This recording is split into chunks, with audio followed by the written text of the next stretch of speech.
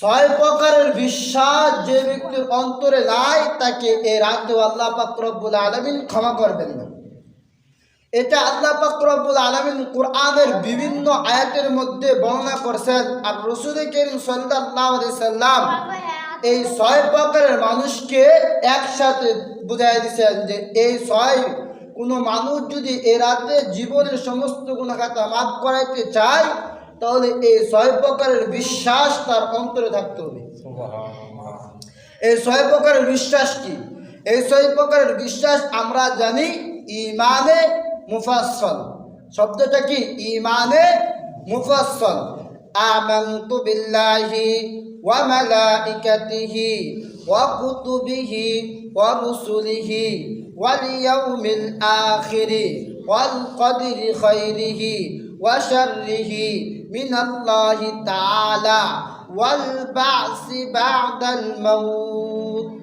যে মুমিন মুসলমানের অন্তরের মধ্যে এই ছয় প্রকারের বিশ্বাস থাকবে, আল্লাহ পাক রব্বুল আলামিন এ রাতে তার জীবনের সমস্ত গুনাহ খাতা মাফ করে দিবেন।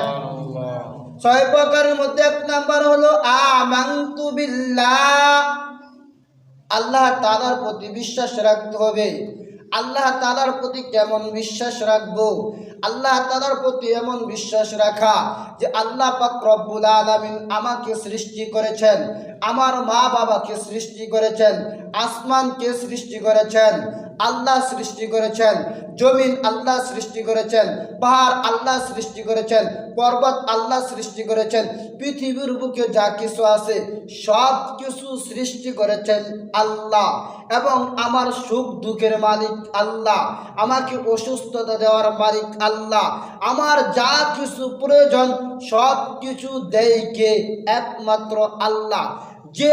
যে ব্যক্তির অন্তরের মধ্যে এ বিশ্বাস থাকবে আমার সব কিছুর মালিক একমাত্র আল্লাহ, আল্লাহ পাক রব্বুল আলামিন এ রাতে ওই ব্যক্তিকে ক্ষমা করে দেবেন। তাহলে সর্বপ্রথম আমাদের বিশ্বাস থাকতে হবে কি? যে আল্লাহ ছাড়া আমাদের কোনো মাবুদ নাই, আল্লাহ ছাড়া আমাদের কোনো মালিক নাই। এই বিশ্বাস যার অন্তরে না থাকবে সে ইবাদত করলে, নামাজ পড়লে, রুকু করলে, সিজদা করলে, এই রাতের মধ্যে বেশি থেকে বেশি নফল ইবাদত করবে, কোরআন তেলাওয়াত করবে, এর দ্বারা আল্লাহ পাক তাকে ক্ষমা করবেন না। আল্লাহ পাকের ক্ষমা পেতে হলে, আল্লাহ তাআলার কাছ থেকে কিছু পেতে হলে সর্বপ্রথম কাজ হলো কি? সর্বপ্রথম কাজ হলো আল্লাহ তাআলার প্রতি বিশ্বাস রাখা।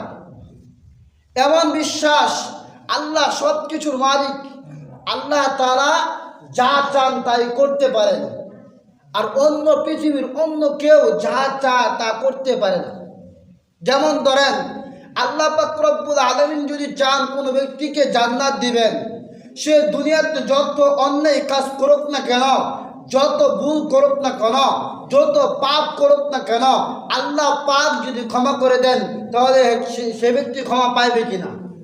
সে ব্যক্তি নিশ্চিত ক্ষমা পাওয়া যাইবে, তার কোনো টেনশন নাই, চিন্তা নাই। আল্লাহ পাক রব্বুল আলামিন তাকে ক্ষমা করে জান্নাতের ব্যবস্থা করে দিবেন। এছাড়া পৃথিবীর বুকে আর কেউ কি করতে পারবেন না? ক্ষমা করতে পারবেন না। যেরকম ধরেন আল্লাহ পাক রব্বুল আলামিন পৃথিবীর বুকে সবচেয়ে শ্রেষ্ঠ মানব হিসেবে সৃষ্টি করেছেন আমার আর আপনার নবী মুহাম্মদুর রাসূলুল্লাহ সাল্লাল্লাহু আলাইহি সাল্লামকে। রাসূল কারীম সাল্লাল্লাহু আলাইহি সাল্লাম চাইলেও একজনকে জান্নাত দিতে পারবেন না। রাসূল কারীম সাল্লাল্লাহু আলাইহি সাল্লাম চাইলেও একজনকে জান্নাত দিতে পারবেন না, কিন্তু আল্লাহ যদি চান কাফেরকেও জান্নাত দেওয়া সম্ভব, কিন্তু আল্লাহ কাফেরকে জান্নাত দিবেন না। যেরকম ধরেন একটা উদাহরণ, আপনারা প্রত্যেকে জানেন রাসূলের চাচা আবু তালেব, নাম শুনছেন না? যত মুমিন মুসলমান আমরা প্রত্যেকেই নামটা শুনছি। রাসূলের চাচা আবু তালেব রাসূলের অনেক খেদমত করছে। কেমন খেদমত করছে? রাসূলকে যখন কাফেররা আক্রমণ করতে আসছে, মারতে আসছে, তখন সর্বপ্রথম বাধা যিনি দিয়েছেন উনি হলেন রাসূলের চাচা আবু তালেব। আমরা এটাও জানি রাসূল কারীম সাল্লাল্লাহু আলাইহি সাল্লাম দুনিয়াতে আসার আগেই তার পিতা মৃত্যুবরণ করেছে। মাতা 6 বছর বয়স যখন হয়েছে, চলতে পারে না ঠিক মতনে, এই অবস্থা মাতা মা আমেনা মৃত্যুবরণ করে দুনিয়া থেকে চলে গেছে। তারপর আবু তালেব, তারপর তার চাচা রসুল করিম সাল্লাল্লাহু আলাইহি সাল্লামের দাদা দীর্ঘ 11 বছর পর্যন্ত লালন পালন করছে। দীর্ঘ 11 বছর পর যখন তার দাদাও আব্দুল মুত্তালিব মৃত্যুবরণ করলেন, ইন্তেকাল করলেন, তখন তাকে লালন পালন করেছেন তার চাচা আবু তালেব। দীর্ঘ 22 বছর রসুল করিম সাল্লাল্লাহু আলাইহি সাল্লামকে লালন পালন করেছেন তার চাচা আবু তালেব।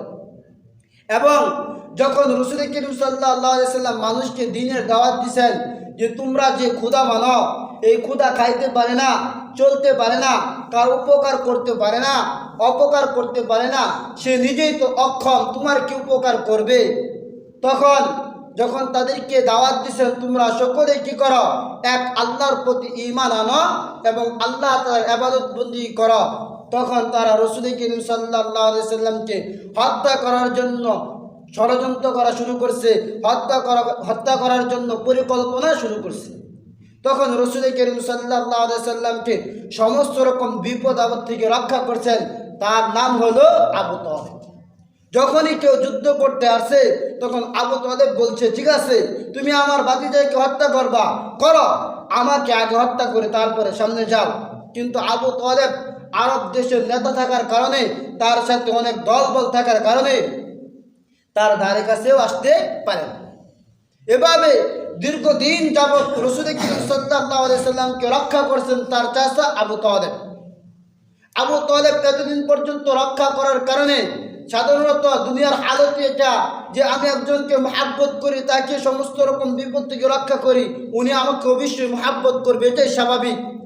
রসুল করিম সাল্লাল্লাহু আলাইহি সাল্লাম চাচার প্রতি একটু দুর্বল ছিলেন। চাচা আমাকে জীবনে অনেক উপকার করছে, চাচা যদি ঈমান আনে না, ঈমানের কাজের জন্য আমাকে অনেক সহযোগিতা করছে। এই জন্য রসুল করিম সাল্লাল্লাহু আলাইহি সাল্লাম যখন তার চাচা মৃত্যু শয্যা পড়ে আছে তখন চাচার কাছে যায় বলে যে চাচা তুমি একবার শুধু বলো লা ইলাহা ইল্লাল্লাহ, আল্লাহ পাক রব্বুল আলামিন তোমার জীবনের গুনাহ খাতা মাফ করে দেবে। কিন্তু আবু তালেব কাফের থাকার কারণে সে বলে যে না ভাতিজা, আমি জানি তোমার ধর্ম সত্য, আল্লাহ এক, তুমি আল্লাহর রসুল এক, আমি জানি, কিন্তু আমি বলতে পারবো না। কারণ পৃথিবীর বুকে যত মানুষ আসবে সমস্ত মানুষ বলবে আবু তালেব রসুলের তার ভাতিজা মুহাম্মদুর রাসূলুল্লাহ সাল্লাল্লাহু আলাইহি সাল্লামকে ভয় করছে এবং ঈমান আনছে, এই বিষয়টা আমি মানতে পারি না।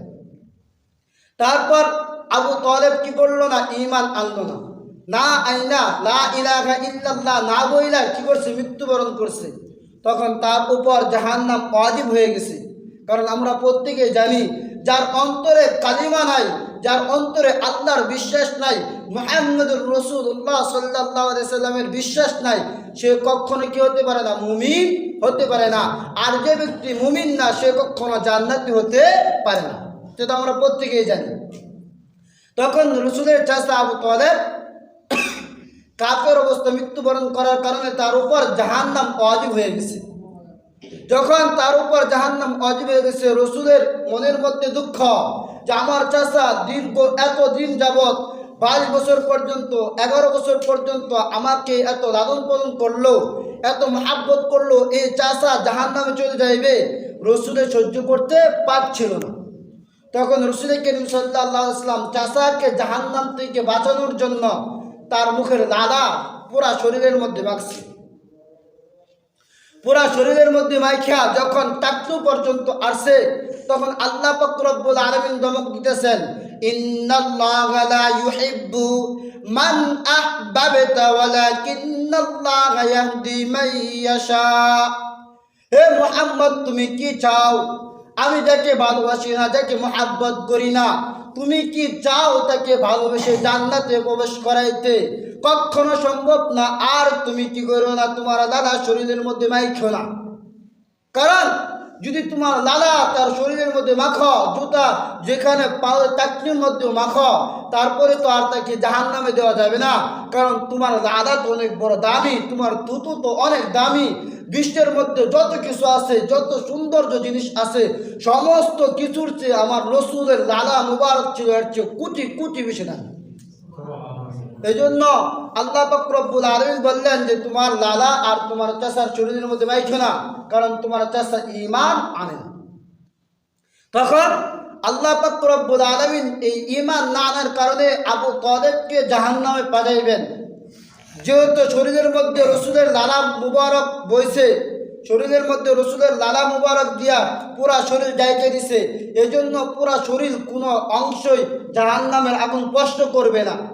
শুধু এক জোড় জুতা পরাইয়া দিবে পায়ের মধ্যে। এই পায়ের জুতার কারণে হাদিসের মধ্যে আসছে রসুল করিম সাল্লাল্লাহু আলাইহি সাল্লামের চাচা আবু তালেব, যত মানুষ আছে সমস্ত মানুষের চেয়ে সবচেয়ে কম শাস্তি হবে আবু তালেবের, জাহান্নামের সবচেয়ে কম শাস্তি হবে আবু তালেবের। আর এই কম শাস্তির হালত কি জানেন? এই কম শাস্তির হালত হলো যখন জুতা পরাইবে তখন মাথা, আমরা যখন বাত বাক করি বাতের মধ্যে দেখবেন একটা ফুরঙ্গি উঠে, এরকম মাথা টকবক করে গলবে আর পুরা শরীর আস্তে আস্তে আস্তে আস্তে এরকমভাবে গইলা গইলা পুরা শরীর মোমের মতো গইলা যায়। এটা হলো সবচেয়ে কম শাস্তি। এটা হলো কি? সবচেয়ে জাহান্নামের সবচেয়ে কম শাস্তি। তাহলে আবু তালেব রসুল করিম সাল্লাল্লাহু আলাইহি সাল্লাম যদি কাউকে জান্নাত দিতে পারতেন তাহলে সর্বপ্রথম দিতেন রসুল করিম সাল্লাল্লাহু আলাইহি সাল্লাম কাকে জান্নাত? তার চাচা আবু তালেবকে জাহান্নাম থেকে মুক্তি দিয়ে জান্নাতের ব্যবস্থা করে দিতেন। তাহলে বোঝা গেল কি রসুল করিম সাল্লাল্লাহু আলাইহি সাল্লাম তার আপন চাচাকে সুপারিশ ছাড়া, আপন চাচাকে তার লালা মুবারক দ্বারা জান্নাতে নেওয়ার জন্য চেষ্টা করছেন, জাহান্নাম থেকে মুক্তি দেওয়ার চেষ্টা করছেন, জাহান্নাম থেকে মুক্তি দিতে পারেন না। অর্থাৎ রসুল স্বয়ং যেখানে অন্য কাউকে জান্নাতে নিতে পারেন না, ওই জায়গার মধ্যে যদি মনে করি তার চাচাকে জান্নাতে নিতে পারেন না, আমাকে আপনাকে নেবে, সম্ভব না। জান্নাতের মালিককে একমাত্র আল্লাহ। যদি আল্লাহর জান্নাত পেতে চায় তাহলে অবশ্যই বিশ্বাস করতে হবে আমানতু বিল্লাহি, আমানতু বিল্লাহ, আমানতু বিল্লাহ। আসমানের মালিক আল্লাহ, জমিনের মালিক আল্লাহ, পাহাড়ের মালিক আল্লাহ, পর্বতের মালিক আল্লাহ, আমার মালিক আল্লাহ, আমার বাবার মালিক আল্লাহ, আমার মায়ের মালিক আল্লাহ, আমার রিজিক দেওয়ার মালিক আল্লাহ, সুস্থতা দেওয়ার মালিক আল্লাহ, অসুস্থতা দেওয়ার মালিক আল্লাহ, সব কিছুর মালিক আল্লাহ। আমি আল্লাহর উপর ঈমান আনলাম, পৃথিবীর কাউকে আমি ভয় করি না, আমি আমার জন্য আমার আল্লাহই যথেষ্ট। যখন কোনো বান্দা বলবে আমার জন্য আমার আল্লাহই যথেষ্ট, আল্লাহর হুকুম মানবে। আল্লাহ পাক রব্বুল আলামিন বলেন তো, আল্লাহ পাক রব্বুল আলামিন আমাকে আপনাকে মাফ করে জান্নাতে দেওয়ার জন্য যথেষ্ট কিনা? যথেষ্ট না। আল্লাহ পাক রব্বুল আলামিন আমার আর আপনার জন্য যথেষ্ট। তবে আমার আল্লাহকে পেতে হলে রসুলের আদর্শ ছাড়া যাবে না, রসুলের আদর্শ ছাড়া আমার আল্লাহকে পাওয়া যাবে না। রসুলের আদর্শ অনুযায়ী কি করতে হবে? আমার আল্লাহকে খুঁজতে হবে। যখন আমার আল্লাহকে আমি রসুলের আদর্শ অনুযায়ী খুঁজবো তখন অবশ্যই আমি আমার গুনাহ খাতা মাফ করে জান্নাতে প্রবেশ করতে পারবো। আমানতু বিল্লাহি ওয়া মালাইকাতিহি, ফেরেশতাদের প্রতি বিশ্বাস রাখতে হবে। ফেরেশতা আল্লাহ পাক রব্বুল আলামিন একটা জাতিকে বানাইছেন যে জাতি গুনাহ করার মতো কোনো মন মানসিকতা নাই। আল্লাহ পাক রব্বুল আলামিন যে কাজের জন্য নিযুক্ত করেছেন এই কাজে নিযুক্ত আছে। আজকে মানব জাতি সমস্ত শ্রেষ্ঠ জাতি, সমস্ত জাতির মধ্যে শ্রেষ্ঠ জাতি হওয়ার কারণ হলো আল্লাহ পাক রব্বুল আলামিন যে ফেরেশতাদেরকে বানাইছে তাদেরকে গুনাহ করার মতো যে একটা মন মানসিকতা এটাই দেন না, এজন্য তারা গুনাহ করে না। কিন্তু মানব জাতি গুনাহ করার মধ্যে স্বাদ আছে, মজা আছে, মিষ্টি আছে এটা বুঝে, এবং ইবাদত বন্দেগী করলে আল্লাহ ক্ষমা করবে এটা বুঝে মজা ছাইরা আল্লাহর ইবাদত বন্দেগী করে। এজন্য আল্লাহ পাক রব্বুল আলামিন ঘোষণা করছেন আমার সমস্ত জাতির মধ্যে শ্রেষ্ঠ জাতি হলো মানব জাতি। তাহলে দ্বিতীয় নাম্বার বিশ্বাস করতে হবে কি? আল্লাহ তাআলা একটা জাতি আছে যার নাম কি? ফেরেশতা। ফেরেশতা আল্লাহ তাআলার ইবাদত বন্দেগী সব সময় করে। আমানতু বিল্লাহি ওয়া মালাইকাতিহি ওয়া কুতুবিহি, আল্লাহ তাআলার কিতাবগুলোকে বিশ্বাস করতে হবে। এখন বলেন কিতাবগুলা বিশ্বাস করব, বিশ্বাস করলে কিতাবগুলা বিশ্বাস করব, কিতাবগুলা কয়টা? আল্লাহ পাক রব্বুল আলামিন 104 খানা কিতাব দুনিয়াতে নাজিল করেছেন। এর মধ্যে 4খানা কিতাব বড় বড়, যে কিতাবগুলো আল্লাহ তাআলা রসুলদের কাছে নাজিল করেছেন। এর মধ্যে 1 নাম্বার তাওরাত, জাবুর, ইনজিল, কোরআন। তাওরাত, জাবুর, ইনজিল, কোরআন। এই 4টা কিতাবকে যে ব্যক্তি বিশ্বাস না করবে তার ঈমান থাকবে না। আর যার ঈমান থাকবে না সে যত ইবাদত বন্দেগী করুক, ইবাদত বন্দেগী কোনো কাজে আসবে না। তাহলে এখন আমার কথা হলো, আমাদেরকে কি করতে হবে? কোরআনকে বিশ্বাস করতে হবে। কোরআনকে বিশ্বাস করতে হবে না? কোরআনকে যদি বিশ্বাস করতে হয়, কোরআনের নিয়ম আইন কারণগুলোও মানতে হবে। কোরআনের আইন কি? কোরআনের আইন কি? কোরআনের মধ্যে কি নাই যে সুদ খাওয়া থেকে বেঁচে থাকতে হবে? কোরআনের মধ্যে নাই ঘুষ খাওয়া থেকে বেঁচে থাকতে হবে? কোরআনের মধ্যে নাই কাউকে নিন্দা যাবে না? চুপ, একদম চুপ। যে কি কোরআনের মধ্যে সব বিষয়ের কথা আছে, শুধু এক বিষয়ের কথা এমন না। কোরআনের মধ্যে রসুলের আদর্শ আছে, কোরআনের মধ্যে রসুলকে মানার জন্য হুকুম আছে। অনুরূপভাবে কোরআনের মধ্যে আছে নামাজ পড়ো, কোরআনের মধ্যে আছে যাকাত দাও, কোরআনের মধ্যে আছে রোজা রাখো, কোরআনের মধ্যে আছে ঘুষ ছাড়ো, কোরআনের মধ্যে আছে মিথ্যা বলা ছাড়ো, কোরআনের মধ্যে আছে গীবত ছাড়ো, কোরআনের মধ্যে আছে দুরূদ শরীফ পাঠ করো, কোরআনের মধ্যে আছে জিকির করো, কোরআনের মধ্যে আছে আল্লাহর নিয়ম কানুন মানো। এখন আমি কি করতেছি? শুধু একটা করতেছি, রসুলের সামনে দুরূদ পড়তেছি, নামাজও করি না, রুকু করি না, সাজদাও করি না, জিকিরও করি না, আর কোনো ইবাদত বন্দেগী করি না, আর আমি আর আপনি বলতেছি জান্নাত পেয়ে গেছি। কারণ নামাজ না পড়লে কি হইল? ঈমান আছে, ঈমান মজবুত। আপনি বলেন তো, যদি আমি কোরআনকে বিশ্বাস না করি ঈমান থাকবে না, আর কোরআনকে যদি বিশ্বাস করি কোরআনের মধ্যে নামাজের হুকুম আছে, হুকুম মানলাম না, তাহলে আমার ঈমান কইতে থাকলো? যদি আমি হুকুমই না মানি তাহলে আমার ঈমান আছে থাকা সম্ভব? তাহলে কি করতে হবে? কোরআনের আইন কানুন সবগুলা মেনে যখন চলবো তখন বলতে পারবো যে আমার কি আছে? ঈমান আছে।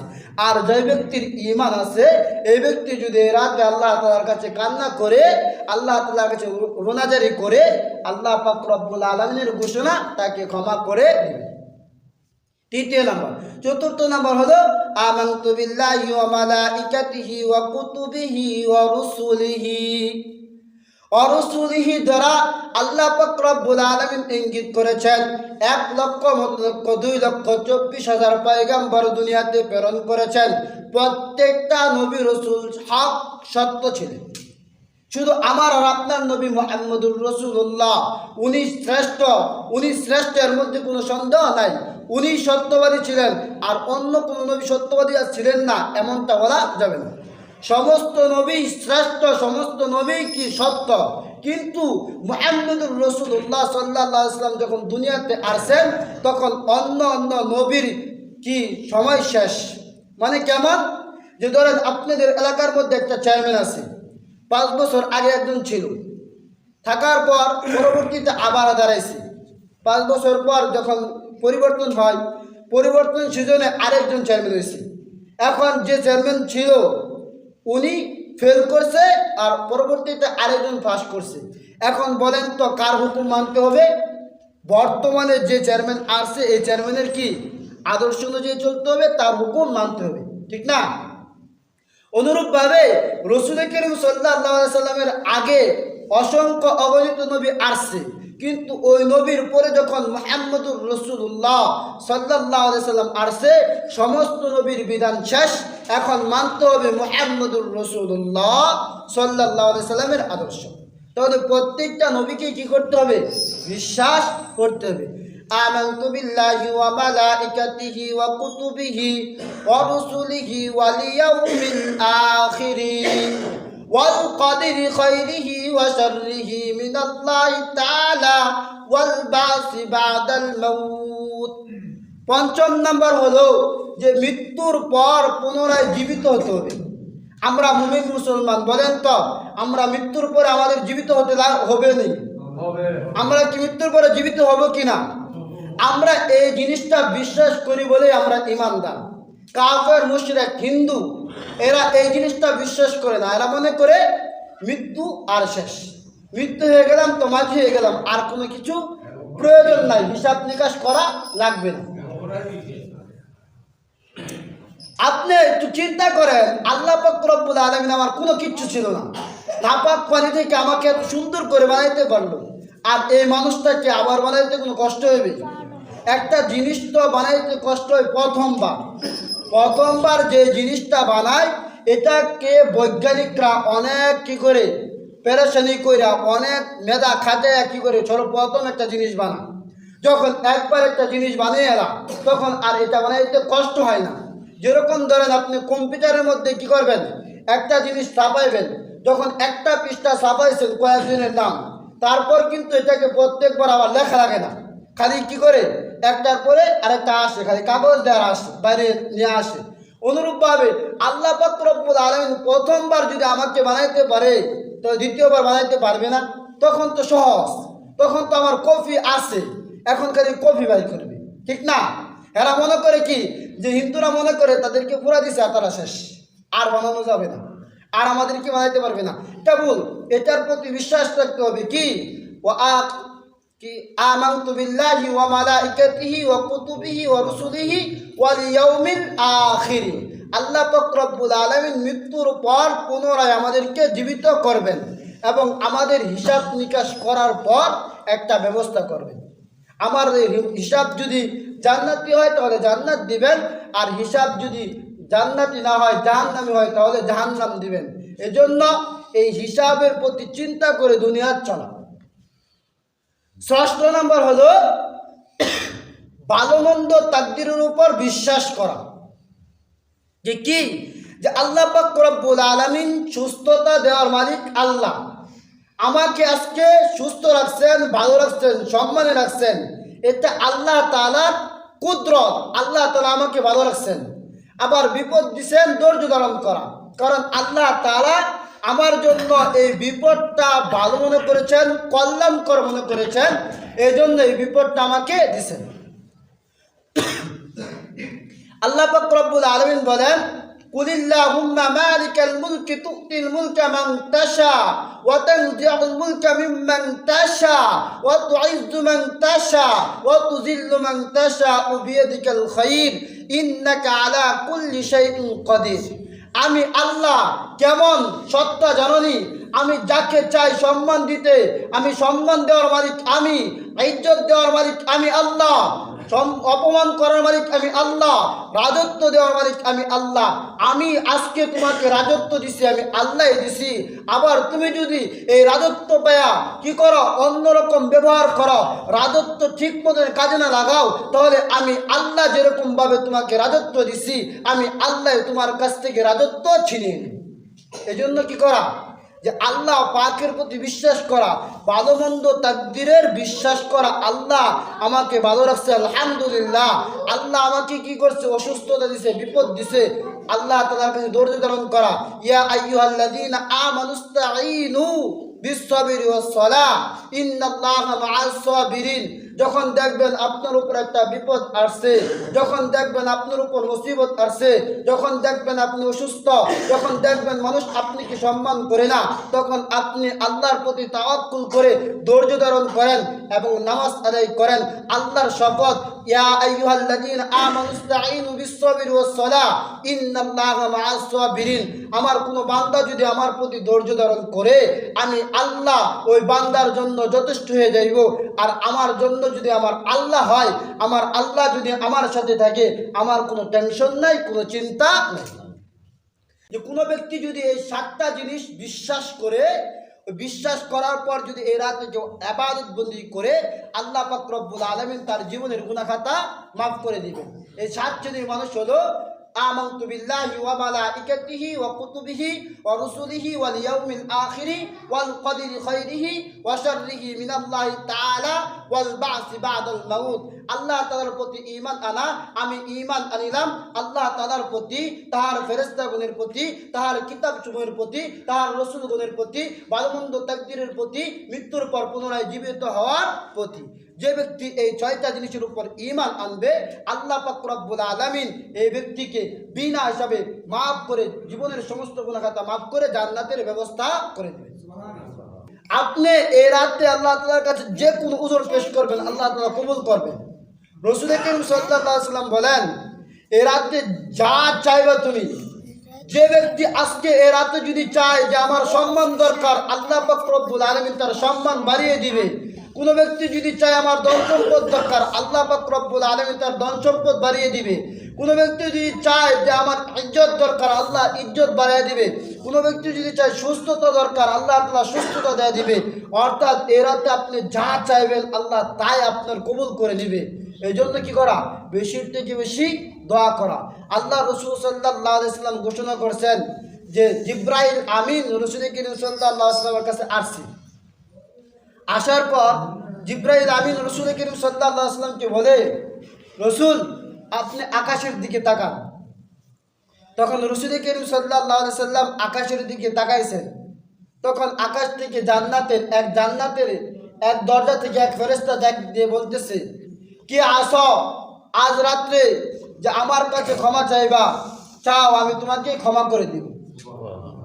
ওই এক দরজা থেকে, জান্নাতের এক দরজা থেকে এক ফেরেশতা ঘোষণা করতেছে, আজকে যে ব্যক্তি রুকু করবে আল্লাহ পাক রব্বুল আলামিন তার রুকুকে কবুল করে নিবে। অন্য আরেক দরজা থেকে আরেকজন ফেরেশতা বলতেছে, আজকে যে ব্যক্তি সেজদা করবে আল্লাহ পাক রব্বুল আলামিন তার সেজদাকে কবুল করে নিবে। আর অন্য আরেক দরজা থেকে, জান্নাতের আরেক দরজা থেকে আরেক ফেরেশতা বলতেছে, এ রাতে যে ব্যক্তি জিকির করবে আল্লাহ তাআলা তার জিকিরকে কবুল করে নিবে। যে ব্যক্তি আল্লাহ তাআলার কাছে ক্ষমা চাইবে আল্লাহ তাকে ক্ষমা করে দিবে। যে ব্যক্তি আল্লাহ তাআলার কাছে ইজ্জত চাইবে আল্লাহ তাকে ইজ্জত দিয়ে দিবে। যে ব্যক্তি আল্লাহ তাআলার কাছে আজকে ধন সম্পদ চাইবে আল্লাহ তাআলা তাকে ধন সম্পদ দিয়ে দিবে। অর্থাৎ এই রাত্রে আল্লাহ পাকের ফেরেশতাগণ জান্নাতের দরজা থেকে দাঁড়ায়া দাঁড়ায়া আমারে আর আপনাকে বলতেছে, সালাম, কে আছো আমার কাছে চাইবা চাও। আজকে আমি আল্লাহ তোমাকে জান্নাত দিতে রাজি আছি। আমি আল্লাহ আজকে তোমাকে জাহান্নাম থেকে মুক্তি দিতে রাজি আছি। আমি আল্লাহ আজকে তোমাকে জীবনের সমস্ত গুনাহ খাতা মাফ করে বেগুনাহ মাসুম বানাইতে চাই। তুমি আমার কাছে চাও। অর্থাৎ যেহেতু আমরা এই রাতে উপনীত হয়েছি, আল্লাহ তাআলার শুকরিয়া যে আল্লাহ রসুল সাল্লাল্লাহু আলাইহি ওয়াসাল্লাম নিজে এই রাত পাওয়ার জন্য, এই মাস পাওয়ার জন্য, এরপর রমজান মাস পাওয়ার জন্য দোয়া করছেন, আল্লাহুম্মা বারিক লানা ফি রজব ওয়া শাবান ওয়া বাল্লিগনা রমাদান। রাসূল করিম সাল্লাল্লাহু আলাইহি ওয়াসাল্লাম নিজে দোয়া করছেন যে আল্লাহ তুমি আমাকে শাবান, রমজান, আমাকে রজব, শাবান, রমজান পর্যন্ত হায়াত পৌঁছে দাও। আমি যখন রজব মাসে পৌঁছে গেছি তোমার কাছে দরখাস্ত, তুমি আমাকে শাবান মাস এবং রমজান মাস পর্যন্ত আমার হায়াতটা পৌঁছে দাও। তাহলে কেমন বরকতপূর্ণ রাত, কেমন বরকতপূর্ণ দিনে আমরা উপনীত হয়েছি। তাহলে আমি আর আপনি একটা কি পাইছি, একটা বরকতপূর্ণ রাত পাইছি। এই রাতে কি করা, আমার জীবনের গুনাহ খাতা মাফ করানো, আমার গুনাহ আল্লাহ তাআলার কাছে উজর পেশ করা, যে আল্লাহ তাআলার কাছে আমরা উজর পেশ করব, আল্লাহ তুমি আমাকে মাফ করে দাও। हाथ उठाए सिर को झुकाए तेरे करम पर आस लगाए, आए हे या रब तेरे दर पर लुत्फ की अपने हम पे नजर कर। आरज़ुए कुछ दिल में बड़ी है आखिर तेरी समत लगी है, रहमत कर दिन फिर हमारे, हम है तेरे महबूब की प्यारे। हमको बना इस्लाम का शहीदा यानी हर अस से कम का शहीदा, हो सब मुस्लिम भाई भाई बाकी रहे ना कुछ भी जुदाई। अर्थ हलो যে তুমি হাতটা তুলে যখন হাত তুলবা মাথাটা নত করবা এবং আল্লাহ তাআলার কাছে বলবা, আল্লাহ আমরা গুনাহগার, তোমার বন্ধুর উম্মত, তোমার বন্ধুর উম্মত হওয়ার উসিলা, তোমার বন্ধুর উম্মতের খাতির কইরা আমাদেরকে মাফ করে দাও। আল্লাহ পাক রব্বুল আলামিন আমাকে আপনাকে ক্ষমা করে দিবেন। এই জন্য কি করা, আল্লাহ তাআলার কাছে ক্ষমা চাওয়া। তাহলে ক্ষমা চাইতে হলে কয়টার উপর বিশ্বাস থাকতে হবে? 7টা জিনিসের উপর বা 6টা জিনিসের উপর কি থাকতে হবে? বিশ্বাস থাকতে হবে। না হয় আল্লাহ তাআলা এই রাতেও আপনাকে ক্ষমা করবে না। এই 6টা জিনিস কি? আল্লাহ ছাড়া কোনো মাবুদ নাই। বলেন তো, আমার মা আমার বাবা আমার জন্য কয়দিনের মাবুদ? আমার চাকরি কয়দিনের মাবুদ? আমার ব্যবসা কয়দিনের মাবুদ? আমার ব্যবসা আমাকে রিজিক দিতে পারে? আমার ব্যবসা আমাকে রিজিক দিতেছে, আমার ব্যবসা কয়দিন থাকবে? আল্লাহ যদি চান যে আমার ব্যবসা ধ্বংস করে দিবে, বাঁচানোর মতো ক্ষমতা কারো আছে? আল্লাহ যদি চান যে আমার চাকরি ছিনিয়ে নেবে, বাঁচানোর মতো ক্ষমতা কারো আছে? আল্লাহ যদি চান যে আমার রিজিক, আমার যে সম্পদ আছে, একটা অসুস্থতার মাধ্যমে আমার সম্পদ কেড়ে নেবে, আল্লাহ তাআলা যদি চান তাহলে বাঁচানোর মতো ক্ষমতা কারো আছে? অনেক কোটি কোটি টাকার মালিক আছে না, গরিব মিসকিন হয়ে গেছে। আবার অনেক মিসকিন আছে না, অনেক কোটিপতি হয়ে গেছে। অনেক প্রভাবশালী আছে না, আজকে প্রভাবহীন হয়ে গেছে। আবার অনেক একবারে নিম্ন শ্রেণীর মানুষ আছে না, অনেক প্রভাব আদা হয়ে গেছে। আপনি সমাজের দিকে তাকিয়ে দেখেন, আপনি নিজের সমাজের দিকে তাকিয়ে দেখেন, যারা একসময় ঠিক মতন খাইতে পারছে না, আজকে তারা সমাজের মধ্যে নেতৃত্ব করছে। আবার যারা একসময় সমাজের মধ্যে প্রভাবশালী ছিলেন, তারা আজকে সমাজের মধ্যে একবারে প্রভাবহীন হয়ে গেছে। কারণ সব কিছুর মালিক কে? সব কিছুর মালিক তো আল্লাহ। সব কিছুর মালিক কে? আল্লাহ। এটার প্রতি বিশ্বাস করা, আমার রব আল্লাহ, আল্লাহ ছাড়া কোনো মাবুদ নাই, মুহাম্মদুর রাসূলুল্লাহ আমাদের আদর্শ। তার অনুসরণ যে ব্যক্তি করবে সে দুনিয়া এবং আখিরাত উভয় জগতে কল্যাণ লাভ করতে পারবে। দ্বিতীয় নাম্বার, আল্লাহ তাআলার ফেরেশতাদের প্রতি ঈমান রাখতে হবে। তৃতীয় নাম্বার, রাসূলগণের প্রতি ঈমান রাখতে হবে। চতুর্থ নাম্বার, কিতাব সমূহের প্রতি ঈমান রাখতে হবে। পঞ্চম নাম্বার, কিয়ামতের দিবসের প্রতি ঈমান রাখতে হবে। ষষ্ঠ নাম্বার, মৃত্যুর পর আবার আমরা জীবিত হইব, এই কথার প্রতি ঈমান রাখতে হবে। যখন কোনো ব্যক্তি এই কথাগুলোর প্রতি ঈমান রাখবে এবং এরাতে ইবাদত বন্দেগী করবে, আল্লাহ তাআলার কাছে ক্ষমা চাইবে, আল্লাহ পাক রব্বুল আলামিন প্রত্যেকের গুনাহ খাতা মাফ করে দেবে। এখন শুধু বলবো যে ক্ষমা চাওয়ার পদ্ধতিটা, ক্ষমা আপনি চাইবেন কিভাবে? গুনাহ তো করছি, গুনাহ করি না এমন মানুষ খুব কম পাওয়া যায়। আমরা তো সমালোচনা করতে পারি। আপনি একটু বুকটার মধ্যে হাত ধরে দেখেন, হাত ধরে বলেন তো কে কোরআনটা সুন্দরভাবে পড়তে পারেন? আপনি জীবনটা খাটাইলেন যে আল্লাহ আপনাকে দুনিয়াতে প্রেরণ করলো, এই আল্লাহর কালামটা পড়তে পারেন না, কিন্তু যে পারে তার সমালোচনা ঠিক করতে পারেন। আপনি বুকটার মধ্যে হাত দিয়ে বলেন যে আপনি যে নামাজ পড়েন রসুলের আদর্শ অনুযায়ী নামাজটা হয়েছে কিনা। কেউ বলতে পারবেন না যে আমি নামাজটা পড়তেছি পরিপূর্ণ রসুলের সুন্নত অনুযায়ী হইতেছে, রসুলের আদর্শ অনুযায়ী হইতেছে। তারপরেও যে ইমামে নামাজ পড়ো, ওই ইমামের সমালোচনা ঠিকই করতে পারে। একটু চিন্তা করেন, আপনি চিন্তা করবেন নিজেকে নিয়ে, আমি কার বিরোধিতা করতেছি, আমি কাকে নিয়ে সমালোচনা করতেছি। সর্বপ্রথম তো আমাকে নিয়ে সমালোচনা করা দরকার। আমি কিভাবে নামাজ পড়তেছি, আমাকে যে আল্লাহ আমাকে দুনিয়াতে প্রেরণ করলো, আমি কি আল্লাহর হুকুমগুলো মানতে পারতেছি, আমি কি রসুলের আদর্শ অনুযায়ী চলতেছি। আগে নিজেকে নিয়ে সমালোচনা করেন, আগে নিজেকে নিয়ে ভাবেন, তখন আপনি অন্যকে নিয়ে ভাবার কোনো সময় থাকবে না। আপনি গুনার দিকে তাকান, আপনি নিজের গুনার দিকে তাকান, তখন অন্যের গুনাহ দেখার মতো সময় থাকবে না। আগে আমি আমার গুনার দিকে তাকাই, তখন অন্য মানুষ কি গুনাহ করতেছে তার কথা স্মরণ থাকবে না। আমি আগে নিজেকে নিয়ে ভাবি, আমি কি মৃত্যুবরণ করব না, আমি কি সারা জীবন দুনিয়াতে থাকবো। আপনি একটু চিন্তা করেন, একটু চিন্তা করেন। এক সময় ছিলেন শিশু, এখন এক সময় হয়েছেন যুবক, এখন বৃদ্ধা হয়ে গেছেন, কিছুদিন পর মৃত্যুবরণ করতে হবে। কেউ দুনিয়াতে থাকে না। আপনার বাবাও আসিল, এখন নাই, দাদাও আসিল, এখন নাই, আপনিও একদিন থাকবেন না। কিন্তু আপনি কি করলেন দুনিয়ার থেকে, কি করলেন দুনিয়ার থেকে, একটু চিন্তা করেন, চিন্তা করা দরকার। বাবা জোর কইরা চাপায়া দেওয়া যায় না কিছু, আপনার উপর জোর কইরা আমি চাপায়া দেন, চাপায়া দেওয়া আমার সাধ্য নাই। আপনি নিজেকে নিয়ে একটু চিন্তা করেন, আমি অনুরোধ করবো আপনি নিজেকে নিয়ে একটু চিন্তা করেন, আপনি কি করা দরকার ছিল আর কি করতেছেন। একটু চিন্তা করেন, একটু চিন্তা করা দরকার আছে। আপনি যখন সারাদিন চলছেন, চলার পর একটু শুইবেন যখন, তখন মাথার মধ্যে হাত দিয়ে একটু চিন্তা করেন যে আমি দুনিয়াতে আসার পর কি করলাম, আমার কি করা দরকার ছিল, আর আমি কি জবাব দিব। জবাবদিহি ছাড়া কেউ যাইতে পারবেন? বলেন তো, জবাবদিহি ছাড়া কেউ যাইতে পারবেন? কেউ যাইতে পারবেন না। জবাব দিয়া তারপর আগাইতে হবে। তাহলে আমি জবাব দিব কি?